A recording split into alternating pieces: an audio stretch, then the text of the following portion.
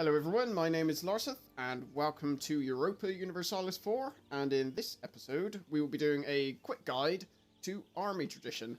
I quite often see, especially on the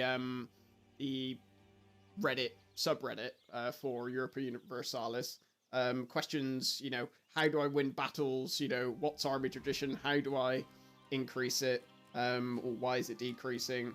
So I thought I'd have a stab at making a video, obviously the current patch, going through what it is and why it's important, how you get it, how you lose it, etc, etc.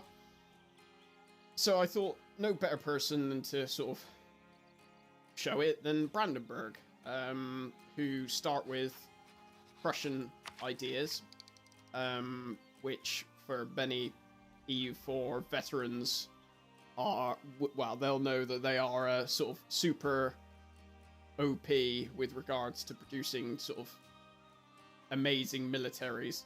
But for starters, we'll go to the combat tab, or the military tab, combat tab, and we can see that currently we've got 9.1 army tradition. Now this goes down from, the base is 0 and it goes up to a maximum of 100. And you can see that it provides us, depending on the number, with many different buffs. So based on our current 9.1 army tradition, we get increased morale of armies, manpower recovery speed, recover army morale speed, siege ability, and also, it's not shown here, but you do get, is bonus influence with temples and aristocrats.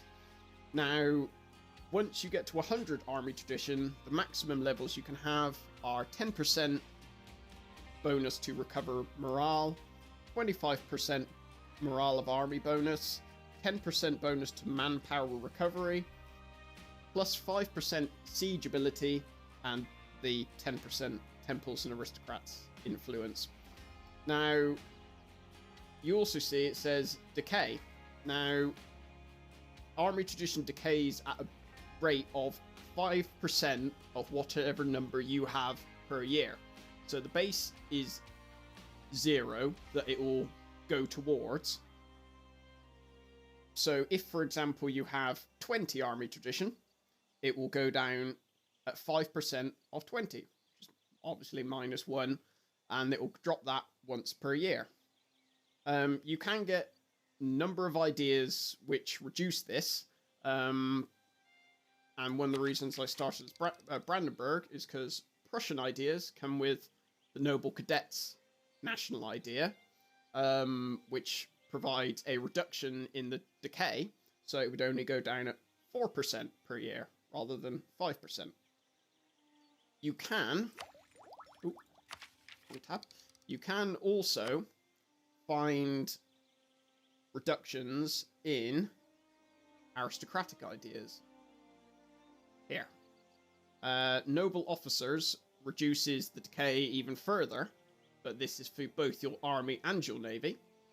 So you can potentially get down to -3 with taking this. You can also, might be able to show it here. Where will it be? Yes, a policy from having espionage and quantity, which is, where is it? It's about half, try and find quantity. Can't find quantity.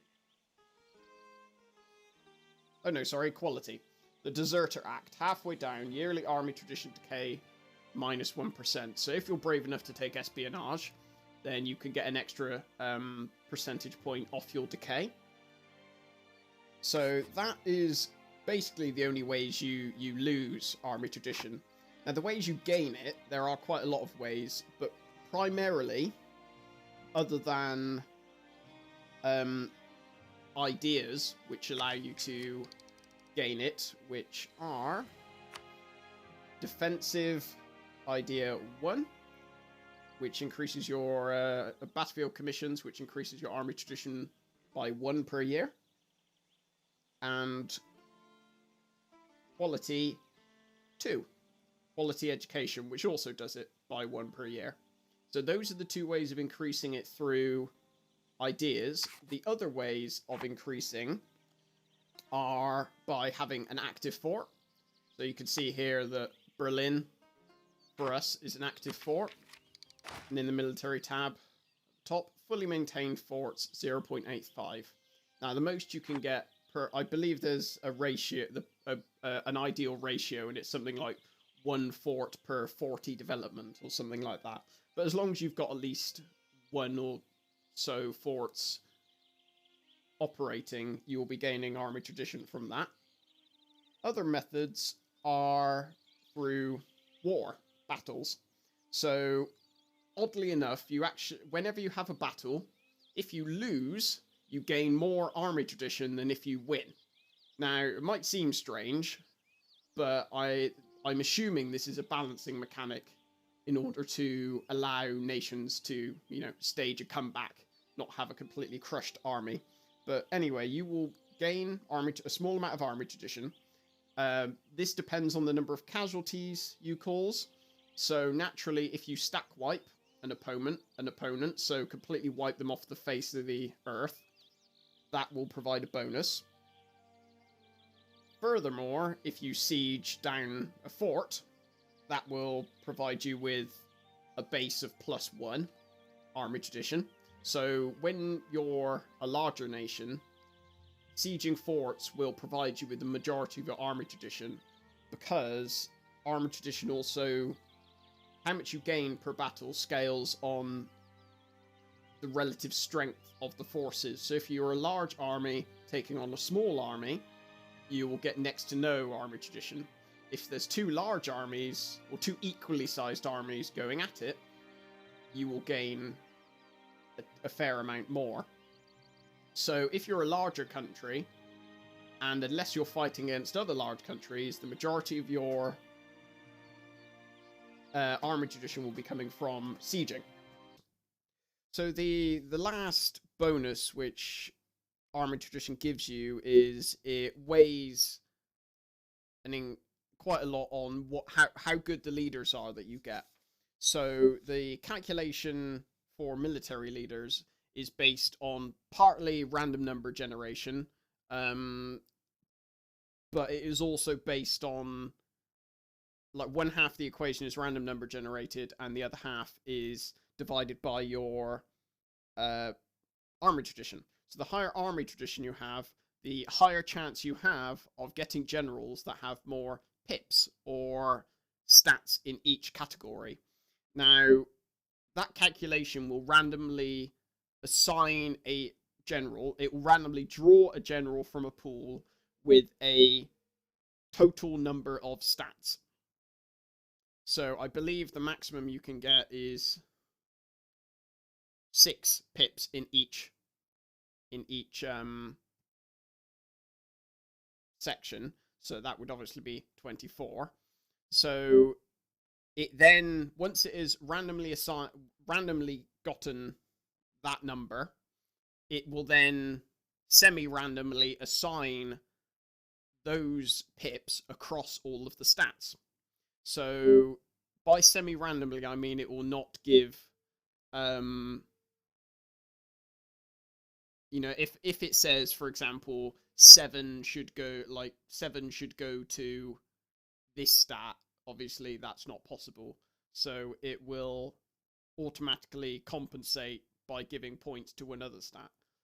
So you're not guaranteed to get all the points in the stats you want. So that really wraps up everything that army tradition, well, how you get it, how you lose it, and what it's useful for. It is incredibly useful, and it's something you want to, have as high as possible all the time, purely because the morale bonuses alone are, very impressive. I mean, if morale could play a massive part in any battle, and having a lower morale than your enemy can basically get your armies destroyed pretty quick, especially if they're reinforcing, so they've got little to no chance of losing all of their morale. But I think that's more or less it for this quick guide on army tradition. I'll be doing another guide soon. I haven't decided what topic, but if you have any suggestions, please post them below. And in the meantime, take care.